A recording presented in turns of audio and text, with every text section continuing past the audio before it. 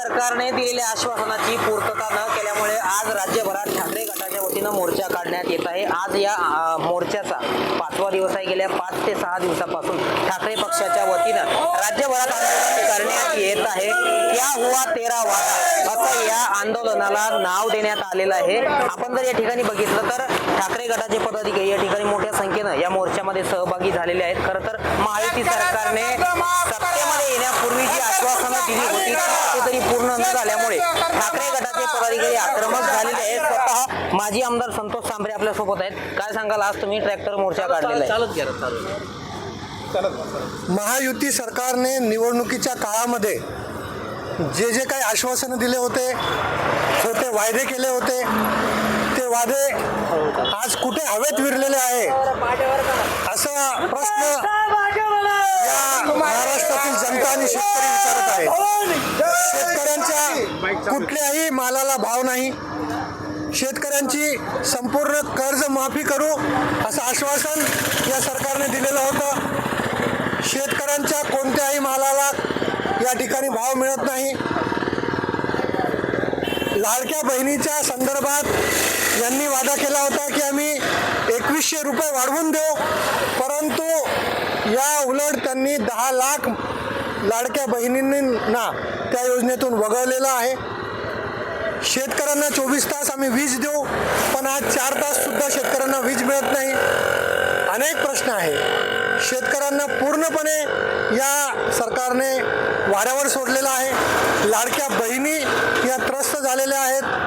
खोटे बोलून, खोटे आश्वासनं देऊन, खोटारड्या घोषणा करून हे सरकार सत्तेवर बसलं, परंतु सत्तेवर बसल्यानंतर कुठल्याही आश्वासनांची पूर्तता या सरकारला करता आली नाही। सरकार पूर्णपणे फेल झालेलं आहे आणि म्हणून आम्ही क्या हुआ तेरा वादा, जो तुम्ही वादा केला होता जनतेला आणि ते वादे करून तुम्ही सत्तेवर बसला होता, त्या वाद्यांचं काय झालं म्हणून संपूर्ण मराठवाड्याभरामध्ये शिवसेना उद्धव बाळासाहेब ठाकरे पक्षाच्या वतीने आम्ही दररोज आंदोलन करतोय। या ठिकाणी आम्ही गावागावात जाऊन शेतकऱ्यांशी संवाद साधला, लोकांशी संवाद साधला, लाडक्या बहिणींना भेटलो। पूर्ण जालना जिल्ह्यामध्ये प्रत्येक गावागावामध्ये हे आंदोलन सुरू आहे। आज बदनापूर शिवसेनेच्या वतीने ट्रॅक्टर मोर्चा काढण्यात आलेला आहे। अनेक शेतकरी मोठ्या संख्येने या ट्रॅक्टर मोर्चामध्ये सामील झालेले आहेत। हा मोर्चा आम्ही तहसील कार्यालयापर्यंत घेऊन जाऊ आणि तहसीलदारांना या ठिकाणी आम्ही मागण्या करू की जे आश्वासन हे सरकारने सत्तेत येण्यापूर्वी दिले होते ते पूर्णपणे हे सरकार अपयशी ठरलेलं आहे। काय इशारा असणार आहे पुढचा तुमचा? या सरकारने दिलेल्या आश्वासनांची पूर्तता केली नाही तर शिवसेना पक्षाच्या वतीने यापेक्षाही जोरदार आंदोलने येणाऱ्या काळामध्ये केले जातील। तर नक्कीच हे होते माजी आमदार संतोष सांबरे। आपण जर माझ्या पाठीमागची ही दृश्य बघितली तर ठाकरे गटाचे पदाधिकारी मोठ्या संख्येनं या मोर्चामध्ये सहभागी झाल्याचं जे चित्र आहे ते आपल्याला पाहायला मिळत आहे आणि सरकारने दिलेल्या आश्वासनाची पूर्तता नाही झाली तर यापेक्षाही जोरदार पद्धतीने आंदोलन छेडू असा इशारा जो आहे तो पदाधिकाऱ्यांकडून देण्यात आलेला आहे।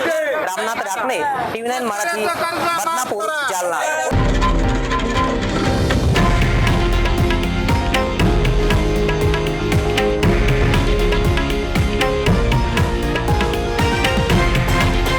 हे आहे देशातील नंबर 1 न्यूज नेटवर्क आणि आपण पाहत आहात TV9 मराठी, एकमेव।